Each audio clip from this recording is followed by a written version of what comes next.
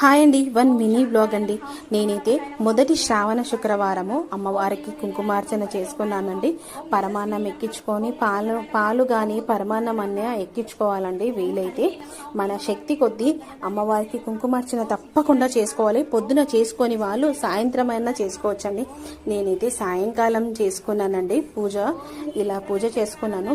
ఇంకోటి, మనం పూజ చేసేటప్పుడు ఫోన్ అయినా లిఫ్ట్ చేయొద్దండి. ఫోన్ వస్తే మాట్లాడొద్దు, ఎవరితో మాట్లాడొద్దండి.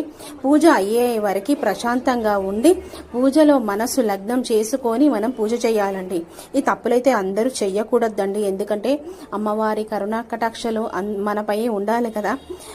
మనం ఏదైతే సంకల్పం నెరవేరాలని కోరుకుంటామో అది నెరవేరకుండా ఉండిపోతుందంట. ఈ తప్పులైతే చెయ్యకండి. ఇంకోటి, మన సాంప్రదాయాన్ని మన పద్ధతిని పాటించి పూజ చేసుకోండి. ఉంటానండి. నెక్స్ట్ వీడియోలో కలుద్దామండి.